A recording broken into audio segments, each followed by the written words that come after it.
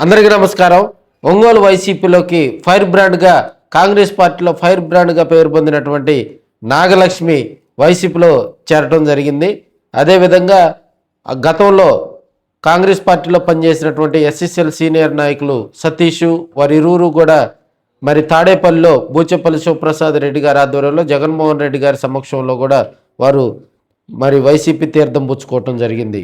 ఇది ఒంగోలులో వైసీపీకి మరి కొంత హైప్ వచ్చేటువంటి అంశంగా కూడా రాజకీయ విశ్లేషకులు చెప్తున్నటువంటి పరిస్థితి. ఎందుకంటే గతంలో నాగలక్ష్మి కాంగ్రెస్ పార్టీలో ఉన్నప్పుడు వ్యక్తుల మీద విమర్శలు చేయటంలో కానీ ఒక టాపిక్ గురించి అనర్గళంగా మాట్లాడగలిగేటువంటి మరి ఆమెకు ఆ మాట తీరు కూడా ఉండేదని చెప్పుకోవచ్చు. అయితే ఇప్పుడు వైసీపీకి ఉమెన్స్లో కూడా కొంత బలం చేకూర్చేటువంటి అంశం. ఆమె ప్రస్తుతం వైసీపీ తీర్థం పుచ్చుకోవటం రాజకీయంగా కూడా, ఎందుకంటే 2024 ఎన్నికల్లో ఆమె ఒంగోలు అసెంబ్లీ అభ్యర్థిగా, ఒంగోలు ఎమ్మెల్యే అభ్యర్థిగా కూడా కాంగ్రెస్ పార్టీ తరపు నుంచి కంటెస్ట్ చేయడం జరిగింది.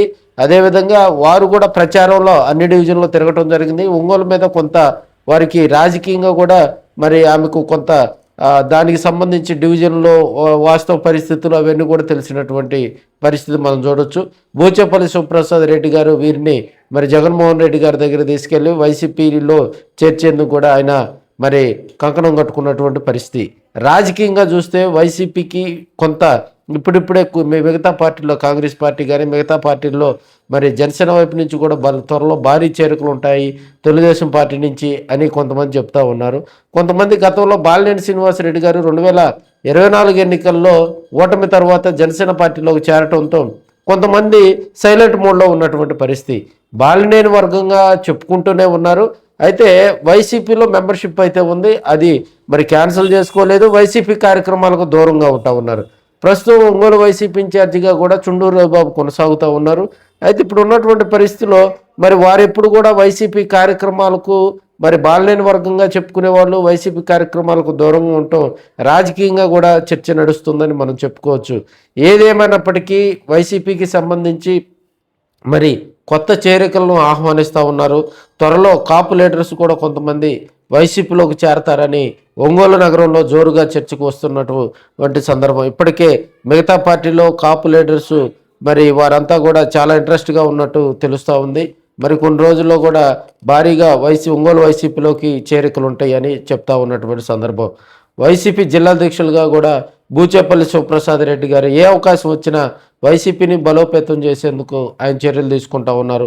మనకి ఒంగోలు పార్లమెంటు పరిధిలో కనుక మనం చూసినట్లయితే ఎర్రగొండపాలెం నియోజకవర్గం, మరి మనం చూసే ఎర్రగొండపాలెం నియోజకవర్గంలో కూడా చేరికలు జరిగినటువంటి పరిస్థితి.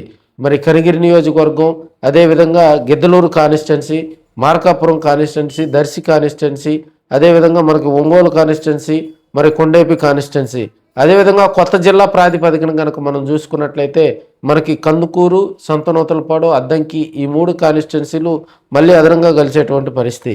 అయితే మార్కాపురం జిల్లా ఏర్పడిన తర్వాత కూడా మార్కాపురం జిల్లాలో కూడా భారీగా చేరికలు జరుగుతున్నటువంటి పరిస్థితులు మనం చూస్తూ ఉన్నాం. ఏది ఏమైనప్పటికీ వైసీపీలోకి కొత్త చేరికలు ఆహ్వానిస్తూ ఉన్నారు.